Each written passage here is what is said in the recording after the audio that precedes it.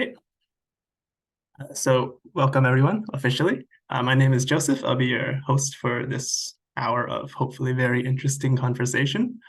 I'm a PhD candidate at the University of Toronto, Department of Physics. I study infrared emission spectroscopy in the high Arctic in the group of Professor Kimberly Strong, and I'm also a member of the CMOS Student Committee. And we are the liaison between the students and early career professionals at CMOS and the leadership at CMOS to try to reconcile CMOS goals with all the things students care about.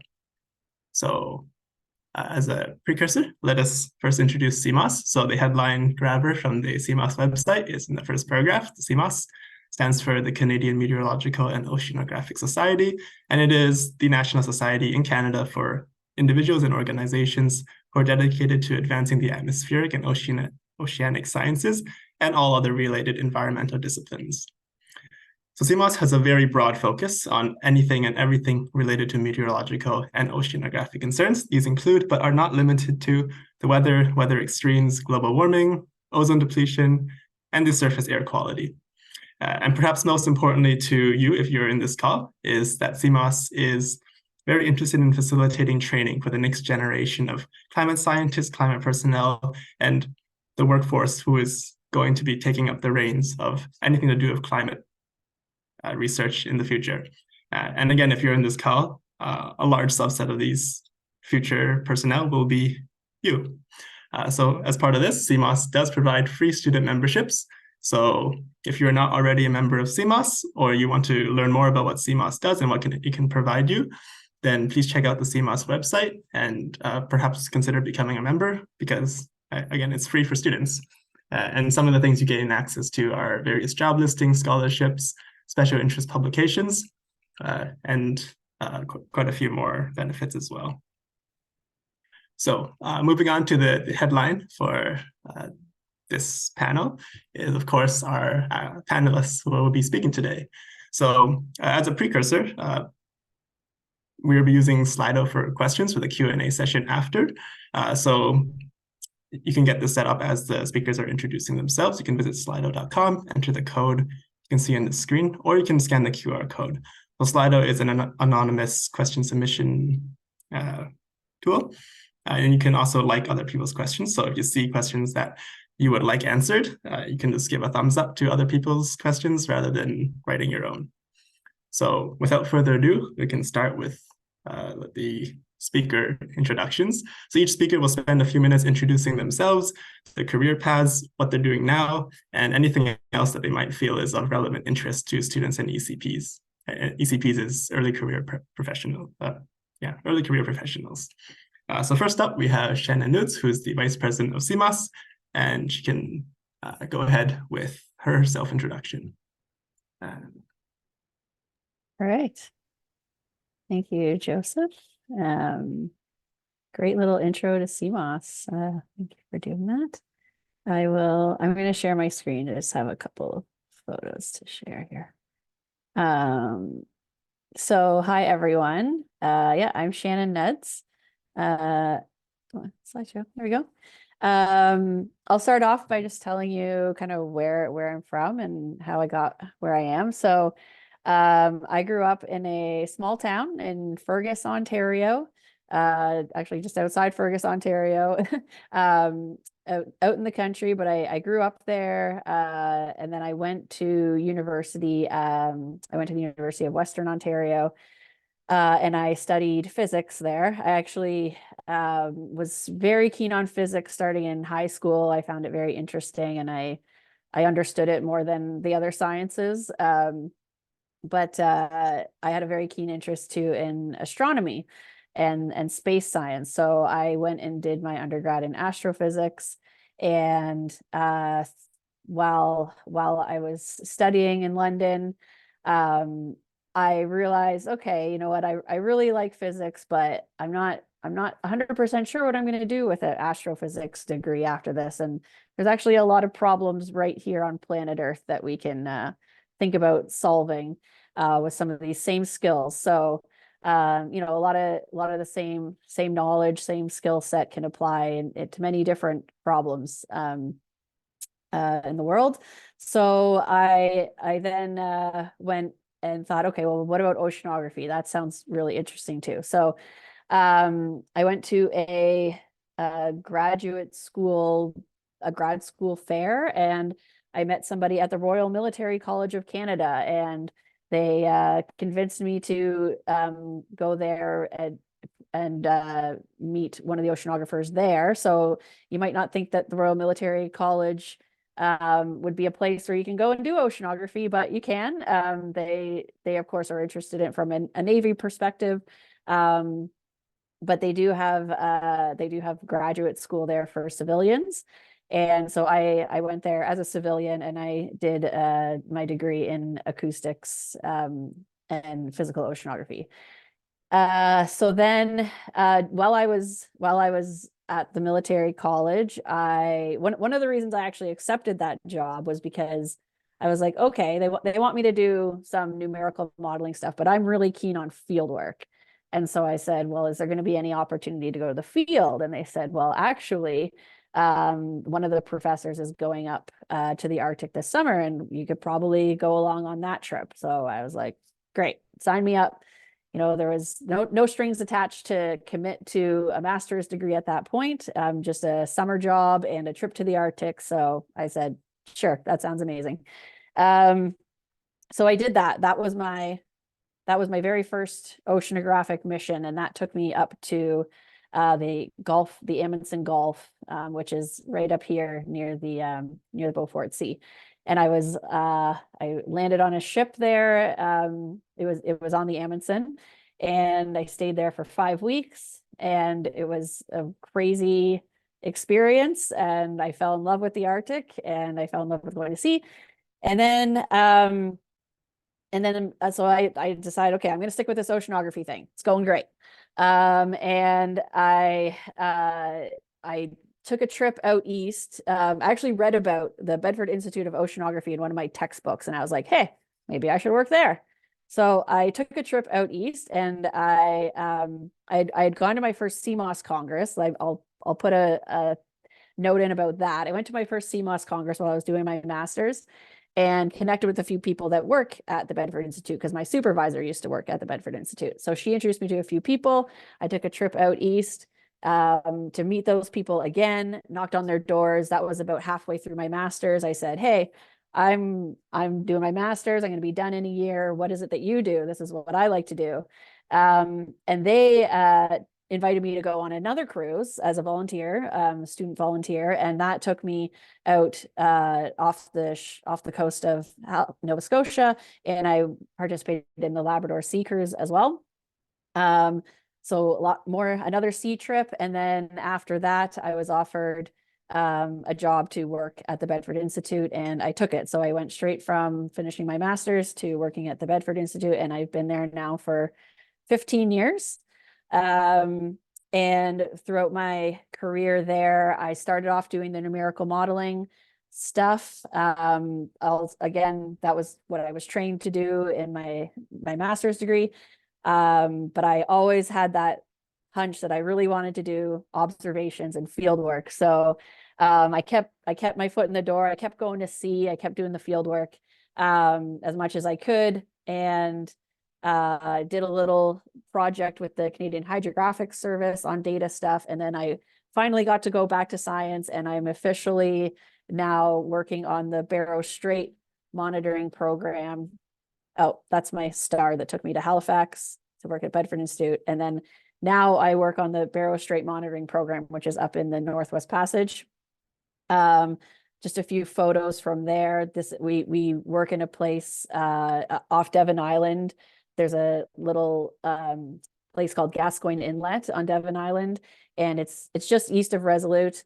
Really cool scenery. We get to go on these beautiful vessels up there, these beautiful icebreakers. We do water sampling. on the left here, we've got a CTD, we got two CTDs there and some other sensors, and then the Niskin bottle that collects the water samples. We bring those back into our container on the ship, and we get the water samples out, and we bring those back to the Bedford Institute to work on. And then we put moorings in the water. So this is this has a ADCP on it, which is measuring the currents. And then the white thing on the line here, that's another CTD. And then we put these in the water, and they stay there for a year or two, and then we go get them back. So that's kind of the observational side of oceanography, which is what I'm doing now. I'm showing this photo because it's going to make people feel one way or another. Oh God, that looks awful and I don't want to do that. Or, hey, that looks kind of cool and a little bit dangerous and maybe I'm into it. But this is just one part of what we do out there, but we do have some of the instruments that report data back to BIO. And so they're connected to the end of the cable. So we go out on the little boat and we switch that mooring out, and it's an adventure for sure. But that's all I really have to say. I did put my initial poke in for CMOS, but I'm also I continued being a volunteer with CMOS as I worked at BIO, and now I'm the chair of the Halifax Centre. And many of you might know me or recognize me from organizing the Congress or helping organize the Congress last year. And I'm now the vice president of CMOS at the national level. So, you know, it's been a good path, and you know, a lot of that has to do with the initial connection at CMOS, just getting to know people, literally knocking on their door. So that's kind of how I got where I am. So I'll stop there, and if there's any questions later, then let me know. I'll stop sharing.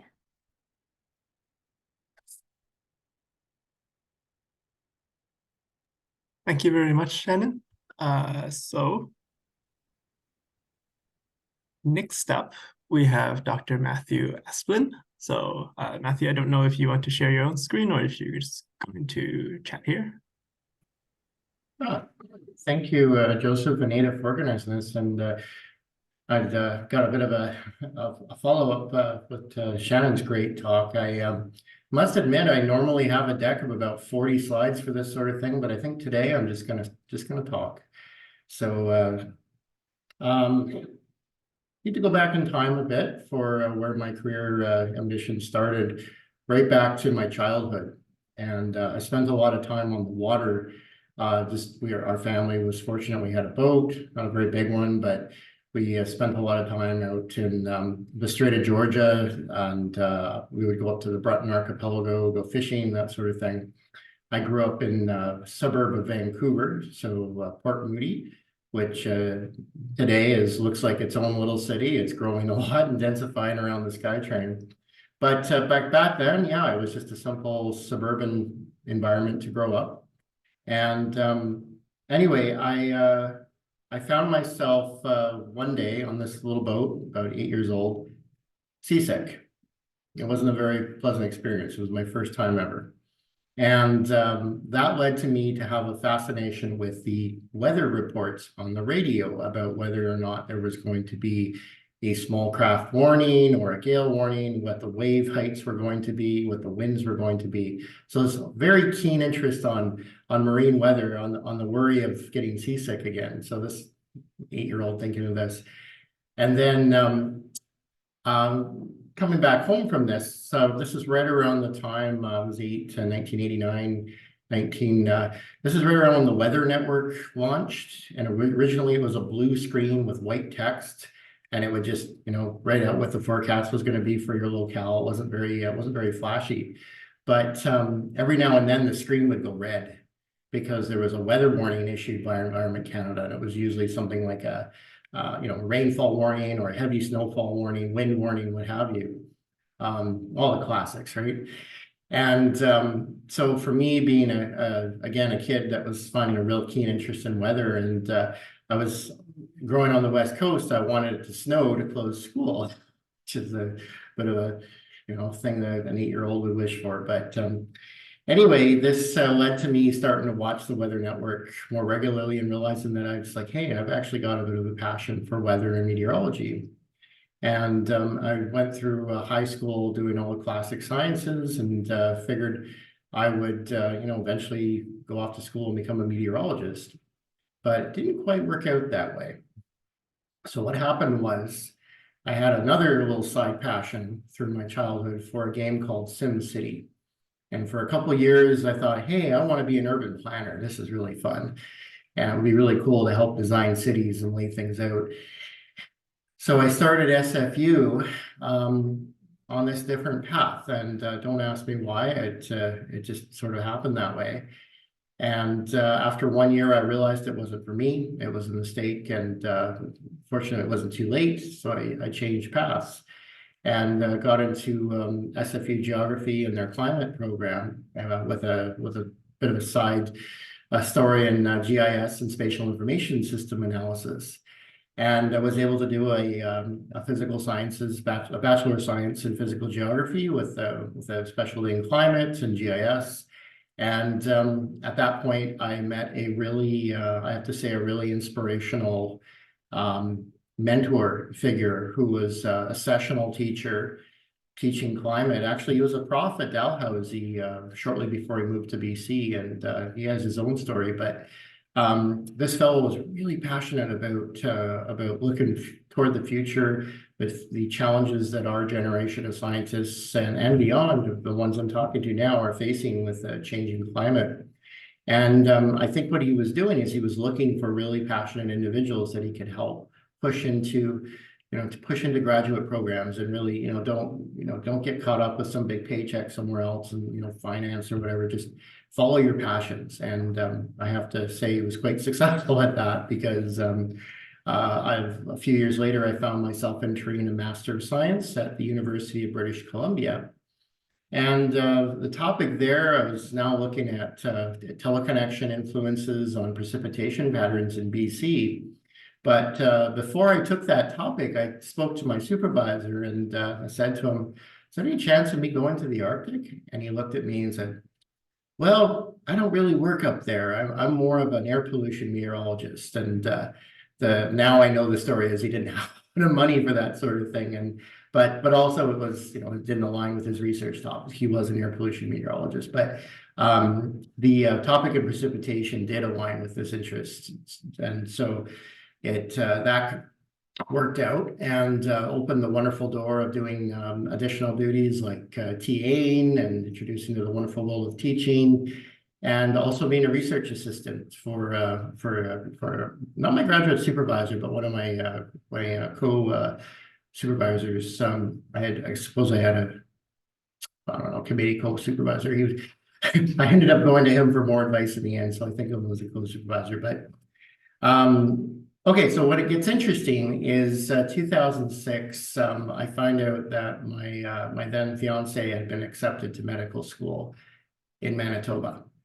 So we needed to move, and here I am graduating with this fresh master's degree, and all my contacts are in Vancouver. And what am I going to do with this? So I applied to the federal government and went through the many months process of interviews and exams. And in the meantime, I was introduced to somebody named Dr. David Barber, who was, unfortunately, and he passed away in 2022, but he was a really great man, and he had a really great project lined up back in 2007 as part of the International Polar Year, also to take place on the Amundsen as an overwintering project of the Amundsen.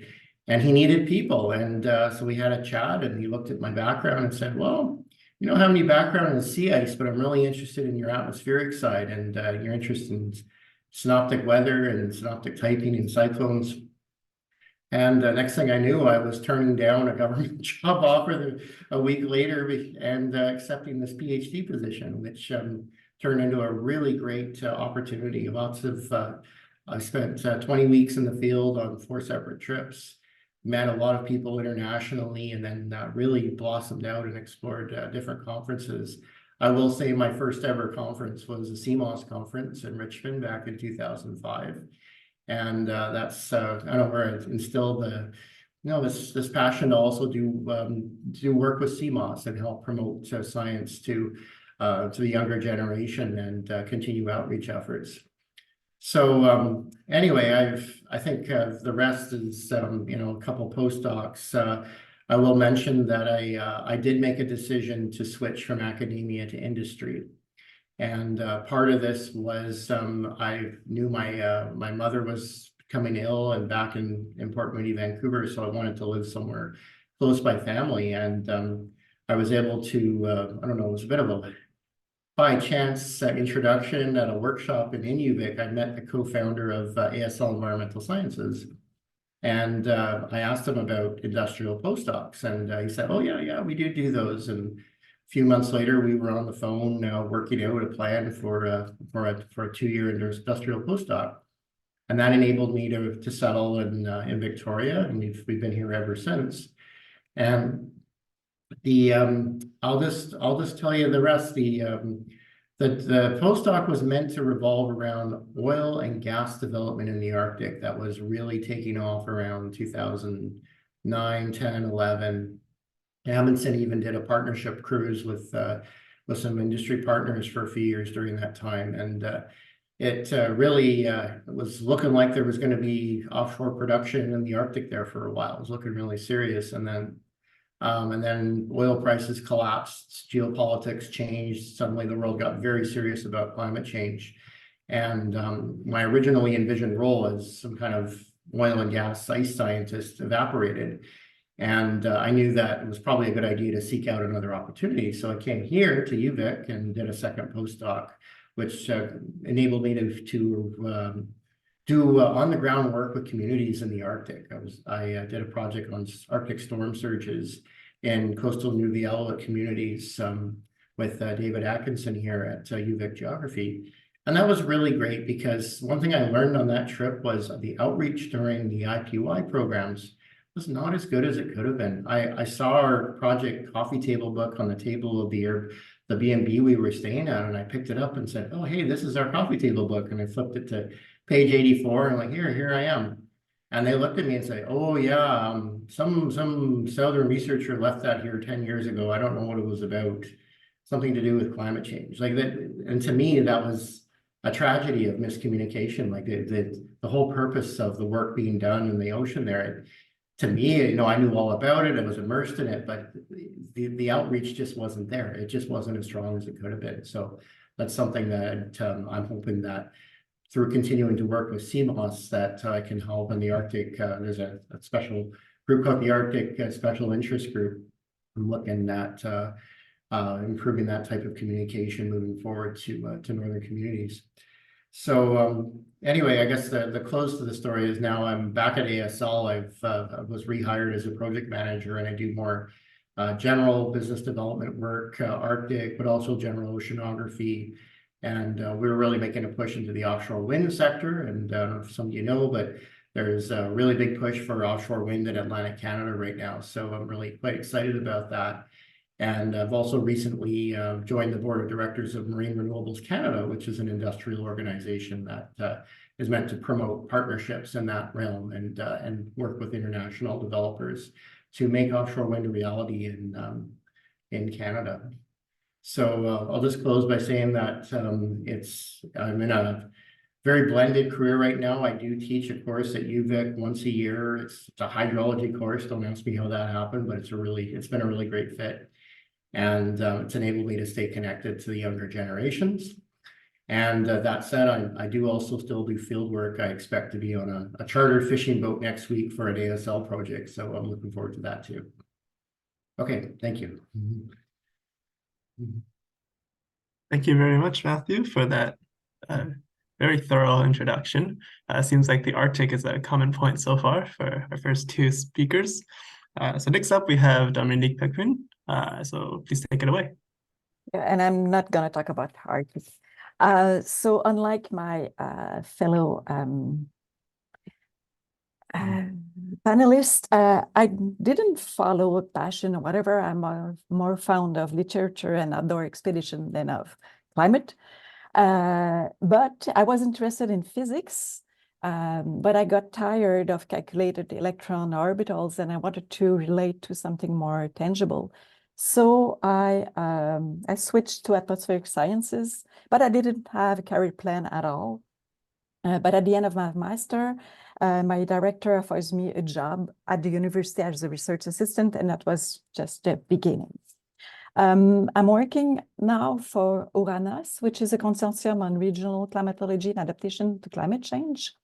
And Ouranos was founded in the beginning of 2000. And at that time, the funding, the research funding at the university got cut. And so Ouranos just hired the whole group, their whole research group that I was part in. So I didn't look for a job after my master, or even after that. The last time I did an interview, I was at high school, and I think it was for McDonald's, and I was 16. So yeah. I've done my master in numerical modeling, and I work in the regional climate modeling research group at the university, and that's still what I'm doing now.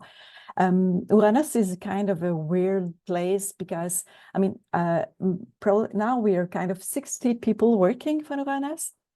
The half are in the group of Climate Sciences and Climate Services Center, but the other half is really for adaptation. So I have colleagues who are urbanists, agronomes, some engineers, people from biology, and all these people are really trying to help the society to adapt to climate change. So in my job, we are contributing to the regional climate modeling development. We are really doing research and all that stuff, but we are also doing climate services. So what we produce must really be useful for people. And it's different than working in a university when it's sometimes more blue sky research. During the last year, I became the head of the climate simulation analysis coordinator. So I'm working with younger people, and it's really stimulating. And I would say that in the last years, we hired a few new people, and maybe half of them were interns that we had during the summer.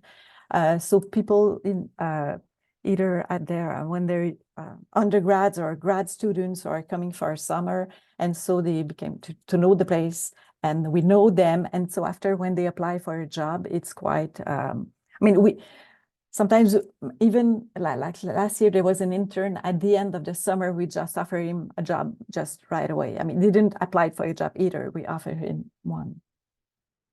So what we are doing, like we are doing regional climate simulation with the Canadian Regional Climate Model over Canada, but our main focus for adaptation projects are over Quebec. So really regarding the science we are doing, we are connected with a Canadian, American, and in fact, all the colleagues over the world that are doing regional climate modeling.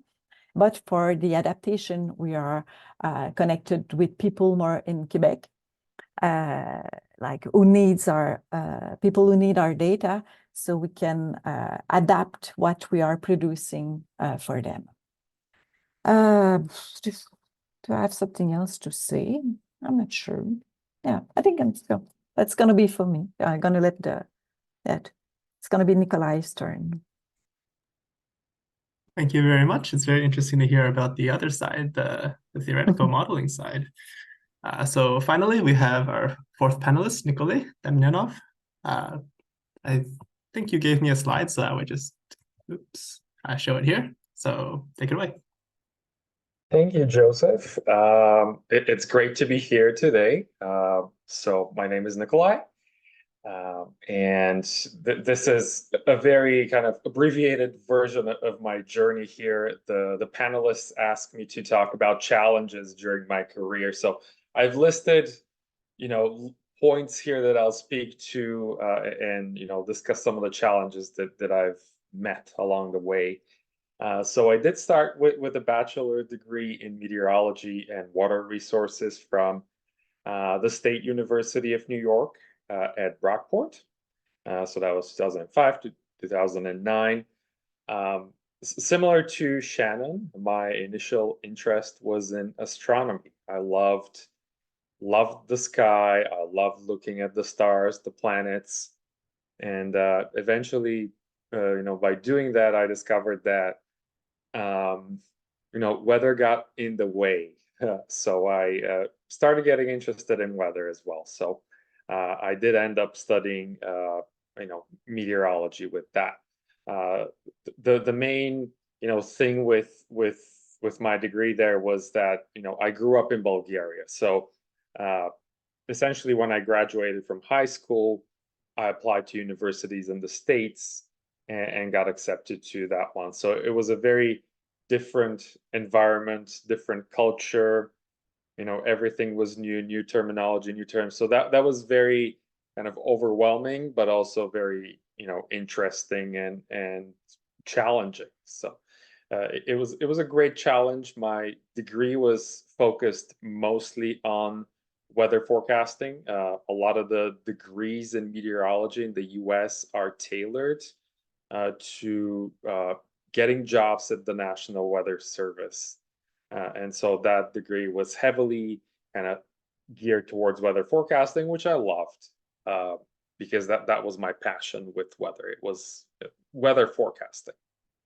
Now, that's a very different story than my master's at McGill, which was very theoretical and very much not what I enjoyed. But I persevered and kind of got through it. I got good grades and finished the degree there.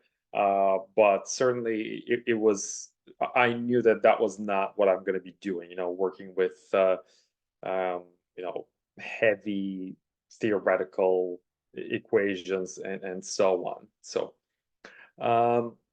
as soon as I graduated, I started looking for jobs in Canada, and I was lucky enough to get a job pretty much right away. After that, the only thing was that not being a Canadian citizen or permanent resident when I graduated from McGill, I had to obtain a work permit.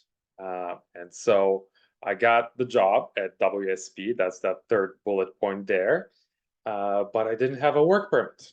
And so then I, had to apply for one and had to wait for one. And it took a couple of months. And my, future bosses at the company were like, okay, what's going on? Do you have an update on your work permit? And I did my best, and it was just not there. But eventually it happened. But it took a couple of months. So I was really lucky that my employer was willing to wait for me for that to happen, and eventually be able to apply for permanent residence and Canadian citizenship. So that's certainly one hurdle that some of you who may be international students have to face when this happens. Certainly you can't get a job at the government that requires citizenship or permanent resident, but you can get one at a private company like I did. So that third bullet point there, the company was originally called AMEC. Then a couple of years later, it became AMEC Foster Wheeler, and then it became Wood, and now it's WSP. So we've gone through 4 name changes, but it's still the same company. I've been with them since 2011, so it's coming up on 13 years now. And the reason for that is that there has been a lot of growth potential for me, and I have found it to be a great place to work at. So I did start as an operational meteorologist doing weather forecasting in 2011, and sort of worked my way up. That said, you do see there that I have meteorologists listed to present because I'm still doing it, because I still love weather forecasting. And I forgot to mention that this job is in St. John's, Newfoundland.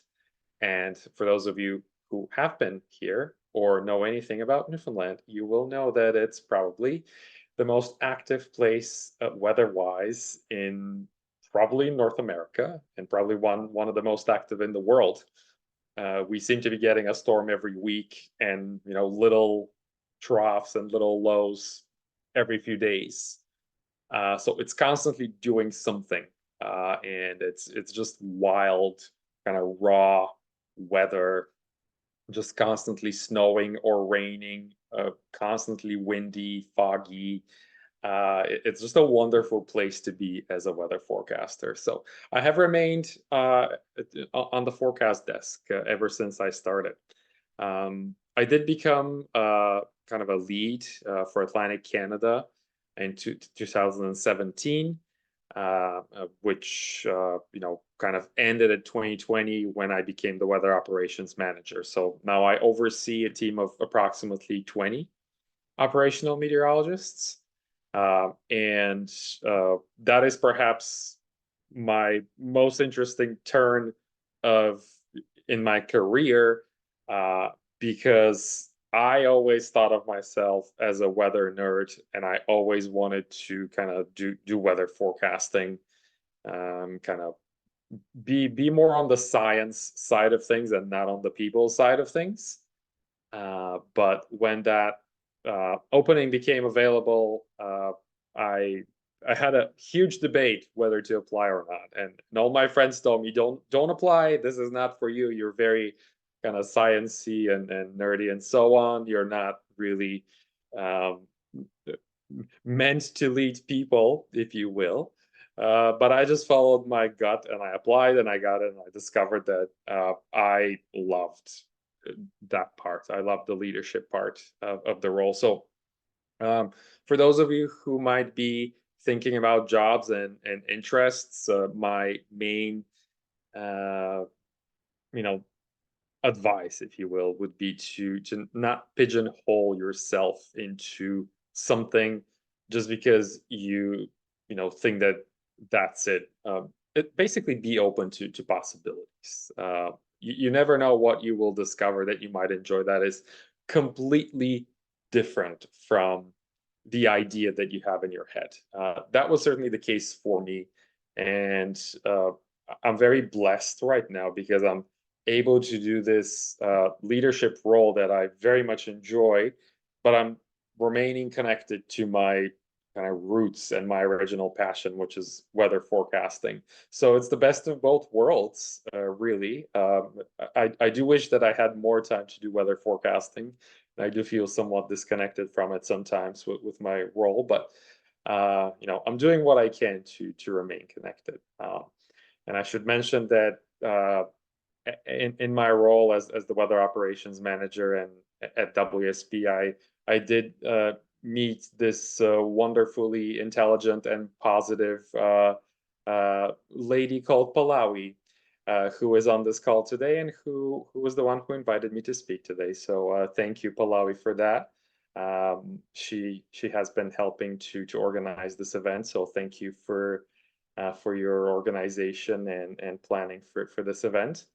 That's really it for me. I'm not going to belabor too much on any of these, but if anybody has any questions, I'll be more than happy to answer. So that's it. Thank you for being here today, and thank you for listening.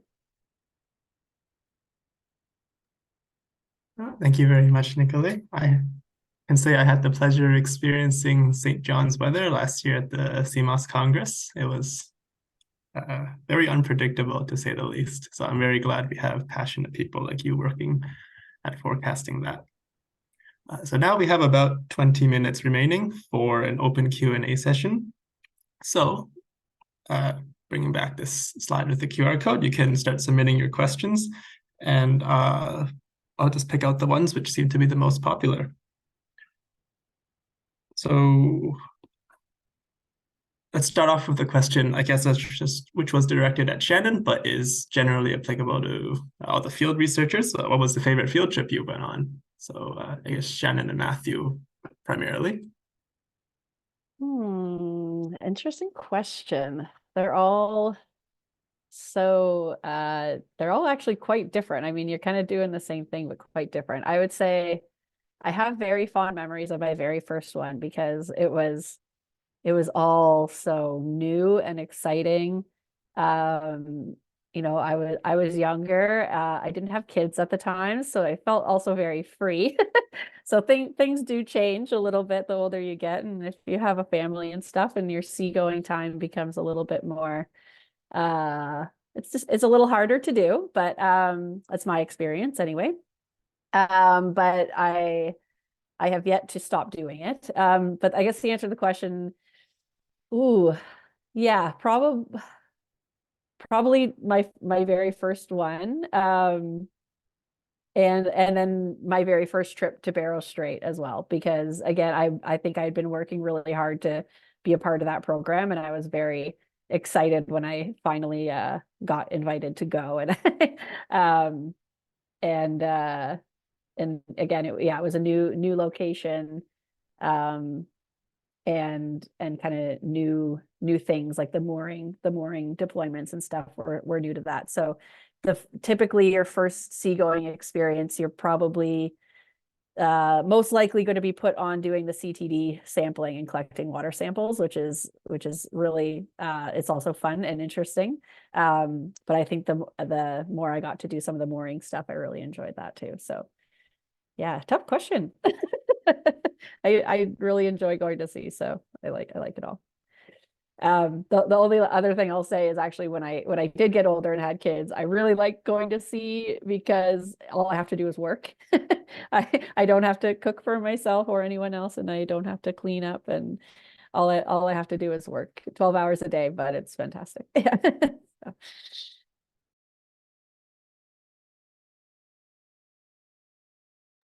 Matthew, do you have any comments?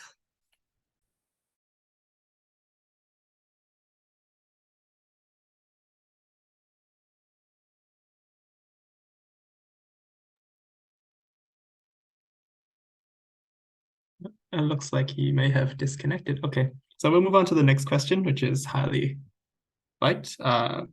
This is to all of our panelists. What kinds of experiences, paid employment, volunteering, etc., would you most strongly recommend to get experience in these fields?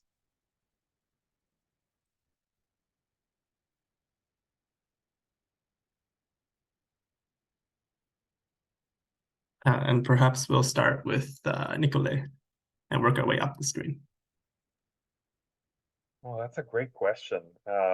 My attitude was anything I can get my hands on and anything I can do, let's do it. Because I found that the options for what I wanted to do, which was weather forecasting, were quite limited.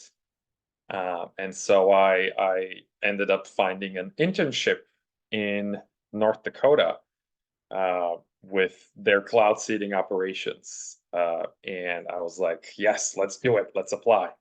But when I was applying, I remember there being fairly limited selection of things, and essentially I just wanted the experience, and I got it. So I'd say at that point, to me, money was not important. I just wanted the experience. So it wasn't a very well paid job. And getting that experience certainly helped a lot with then getting my master's degree and so on, or getting into graduate school. So that would be my advice. Anything valuable that you can get.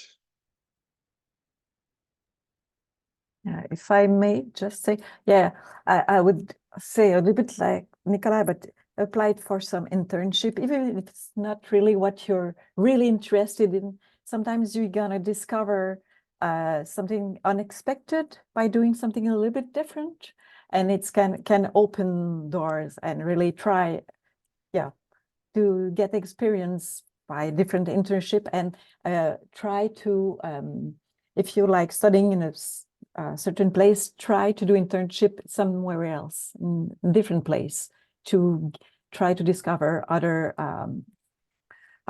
maybe other fields, but also other environment.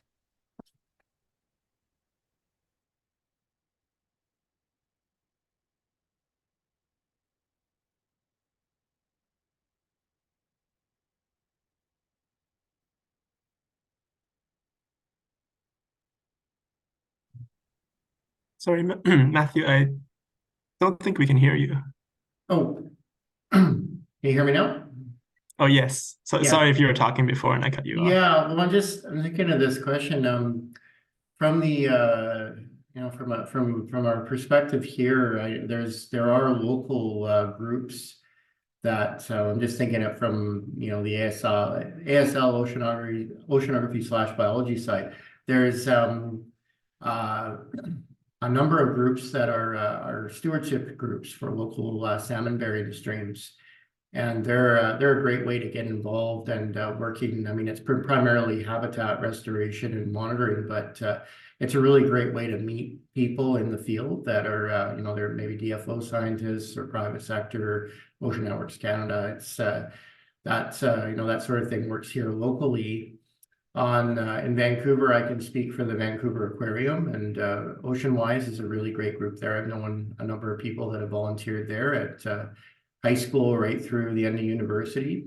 And again, more of an ocean slant than weather, but it's, you know, steel and CMOS, right? And in Manitoba, I mean, I can just speak from my brief experience living there 7 years. There's a really salient storm staging community in Manitoba, and I'm sure in other prairie communities too. And that's again something that high school and up you can get connected with the with a storm chasing group or weather group, particularly at the university. I know there's a weather club at the university that you know, at first glance it just looks like a, you know, a bit of a social club, but it's about the networking. It's about who you meet, and then through those contacts you might find some opportunities that can lead to more, you know, tangible line items on the CV that can help you get into school. But I don't know, those are just my thoughts.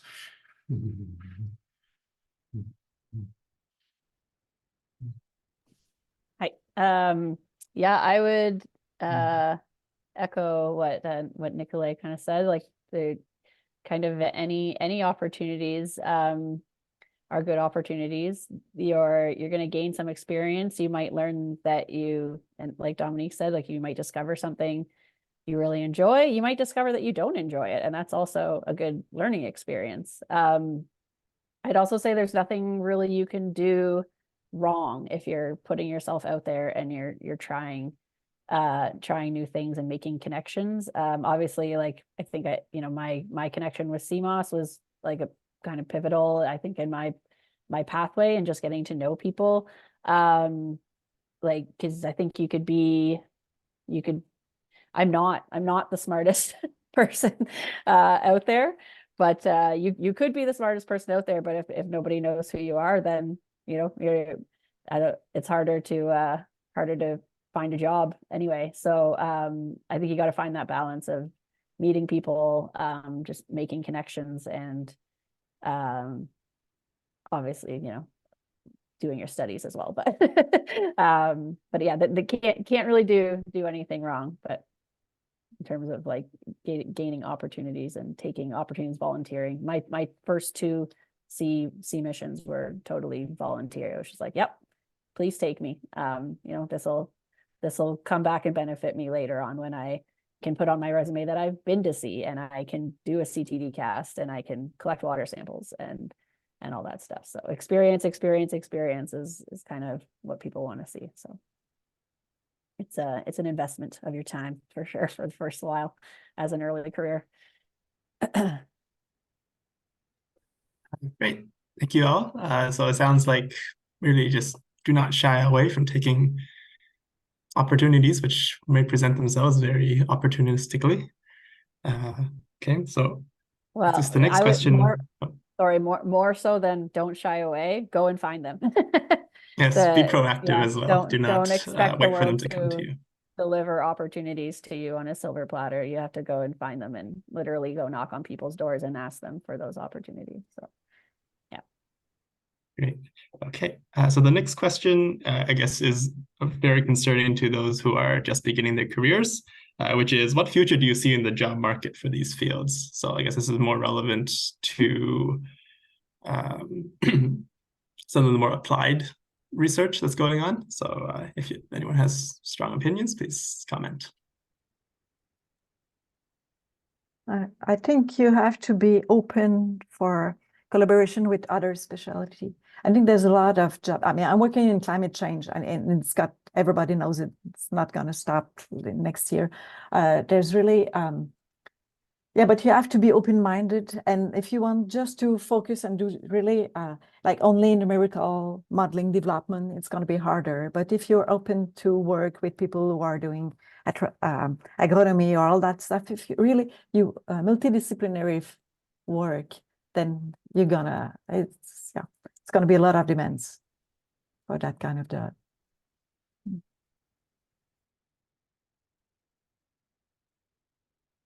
Speaking from a smaller private sector company, ASL, I mean, we're only about 35.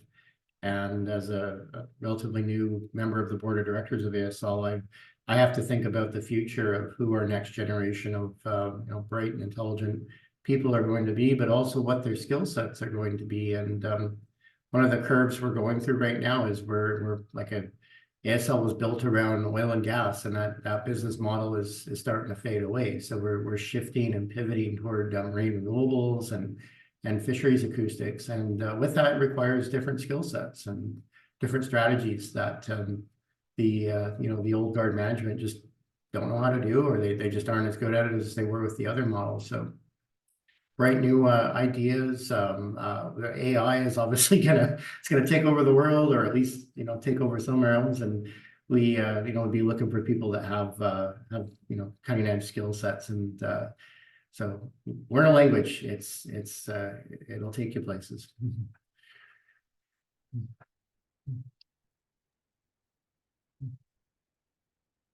Okay. And I guess for Shannon and Nicolai, the need for observations and weather forecasting is never going to go away. So those are a little bit more secure. So the next question, I think we can combine two of them, which are both equally upvoted. So these two questions are: how old is too old to start a career in climate science, and any advice for someone who is older? And also, do you feel a master's degree is necessary to pursue this career in meteorology? And why not? So if you can comment on either of those, that would be great. I'll let those who are more experts on the climate side to comment on the second part of the question, but I'm just going to comment on the first part. It's never too old to start anything. That is if you have that attitude that you can always start something and you can always do something new, you're going to have a great life. So I don't think that anybody would turn you down because of age. If that's your passion, absolutely follow that, and you will do great if you follow your heart that way. So I just wanted to say that.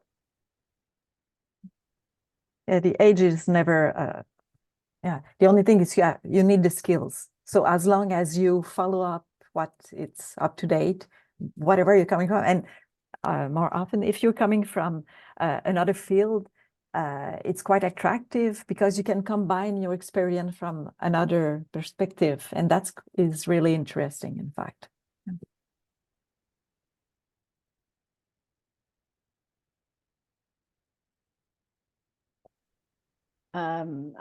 I can't really comment on the second part of the question. I totally agree with what Nicolai said about, and like you're never too old to start anything. The second part of the question was about needing a master's degree for meteorology. Is that correct? To be like on the forecasting side, or like as a climate scientist, or?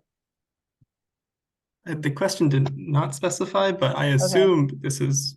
The only thing I can maybe offer on that is that my understanding is that the meteorology program at Dalhousie is not a master's degree. It's I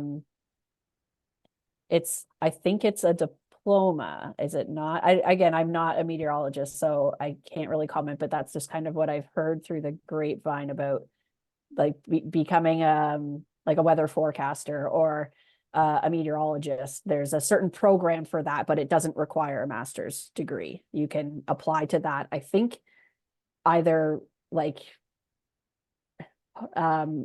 directly after an undergrad, or maybe even after just like a couple years of undergrad, you can apply to be. Anyway, maybe Nicolai actually knows the answer to that one.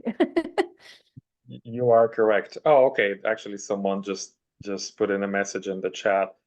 Yes. Oh, So yeah, there you go. just having the diploma in meteorology is specifically for being a weather forecaster.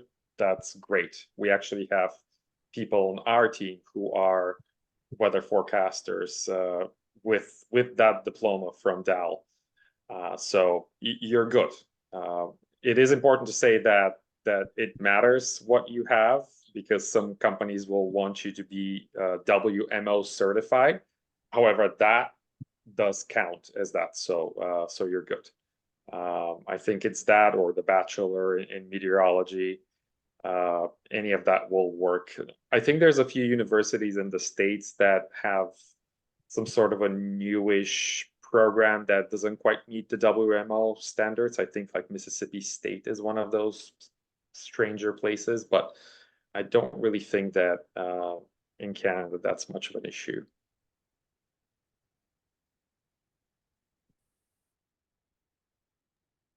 Okay, so in the interest of not going too much over time, I think we're going to end the Q&A session here. If you have additional questions for any of our speakers, I'm sure you can find their contacts online. They're all very well known in their field, so they should not be very hard to find. And to finish off, we have a few general comments to make. First of all, is this CMOS Congress, which is occurring in the beginning of June. So as several of our speakers have already mentioned, CMOS Congress is an amazing event, and you really do get to network with the very best and brightest in Canadian meteorological and oceanographic sciences. So if you want to learn more about the cutting edge of research which is happening in Canada, I do highly recommend going to the CMOS Congress. I myself have been to 3, although 2 of them have been virtual. But truly, I did get to meet with very many very bright people at the Congress. So there's a link here given to visit the Congress website. We do have a post-event feedback survey. This is in the chat from the message from Ada. And also emails for the various panelists are also going to be in the chat. So please feel free to email them with any questions that you may still have. And finally, some bookkeeping. Please join the CMOS Students and Early Career Professionals Slack channel. This is, you can follow the link in the chat to do that. We post things like job opportunities, scholarship opportunities, various special events such as career panels like this. So please join the Slack channel to stay connected. If you would like to see more, provide some feedback, again, there's the survey, which is also in the chat, the Slack, the meeting chat. And finally, thank you to all our wonderful speakers today. This event could not have happened without you, and we're very happy that you all decided to take an hour out of your very busy time to come talk to us about careers. So virtual round of applause to you, and thank you all for coming. Thank you so much. It was great. Yeah, thank you for putting this together. Thank you, everyone. Thank you. Have a good day. Bye-bye. Bye. This concludes our first career panel. So thank you all for coming.